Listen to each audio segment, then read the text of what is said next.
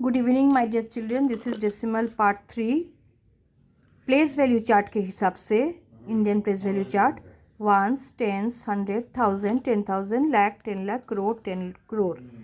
अगर वंस से कम कोई होगा, यहाँ पर कहाँ 9 वंस तक आ सकता है, लेकिन उससे सबसे छोटा वंस में क्या आ सकता है 1। अगर 1 से भी कोई छोटा होगा तो उसको हम कैसे पढ़ेंगे 1/10, 100s, 1000s, or we can read it as tens, hundreds, thousands। Okay, तो यहाँ पर एक दिन मेघा ने क्या किया, मम्मी की साड़ी को उसने नापा। उसने किससे नापा होगा?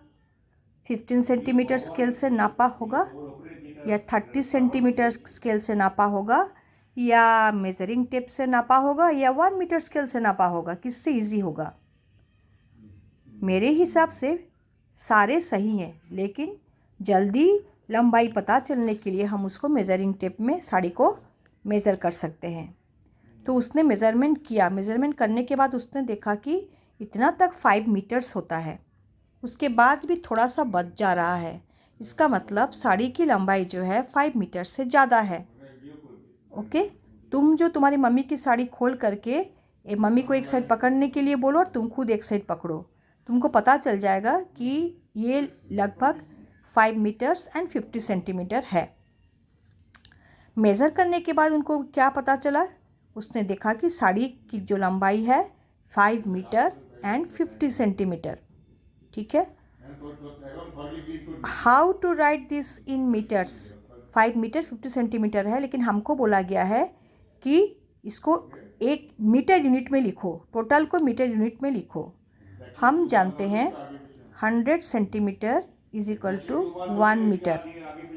ठीक है, तो 1 centimetre is equal to 1/100 metre. 1 centimetre कैसे आया? डिवाइडिंग 100/100। 100 सेंटीमीटर को 100 से डिवाइड करेंगे तो 1 सेंटीमीटर आएगा। तो इसको भी 1/100 करना पड़ेगा, इसको भी डिवाइड करना पड़ेगा ना 1 मीटर को। तो ये क्या हो जाएगा? 1 centimetre is equal to 1/100 metre आया। ओके, लेकिन यहाँ पर कितना सेंटीमीटर है? 50 सेंटीमीटर है।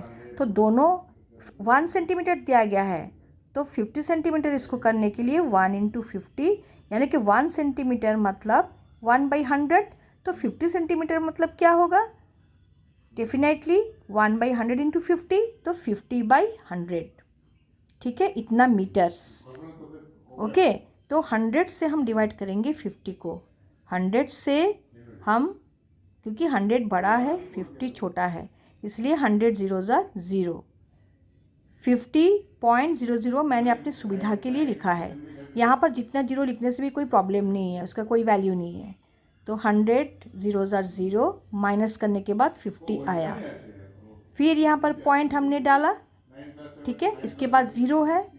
ये तुम दे भी सकते हो, नहीं भी दे सकते हो। ओके, अगर दे भी देते हो अपनी सुविधा के लिए, तो यहाँ पर हमने 0 लाया। तो 100 5 जा 500, तो हमको क्या मिला? 0.50 मीटर्स या 0.5 मीटर्स। तो उसको हम दोनों को कैसे एक यूनिट में लिखेंगे? तो हम लोग लिख सकते हैं 5.50 मीटर्स। यहाँ पर 0.50 मीटर है, तो 5 मीटर तो पहले से ही था, तो 5.50 मीटर्स। अब उसको सेंटीमीटर में भी कैसे कर सकते हैं? मान लो कि यहाँ पर सेंटीमीटर में करना है, तो बहुत ही ईजी है सेंटीमीटर में करना। ठीक है, तो 5 मीटर 50 सेंटीमीटर। 5 मीटर का मतलब क्या है? 500 सेंटीमीटर।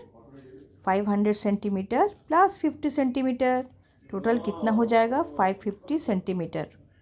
ठीक है, तो और एक बात है, 0.5 मीटर्स, क्या ये 0.50 मीटर्स दोनों समान है? अगर हाँ तो कैसे, अगर नहीं तो क्यों? मैं बोल रही हूँ कि ये दोनों समान हैं। कैसे? 0.5 मतलब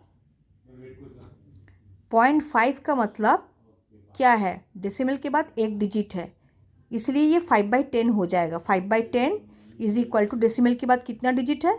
2 डिजिट, तो इसलिए 50/100 हो जाएगा। यहाँ पर 5/10 है और यहाँ पर 50/100 है।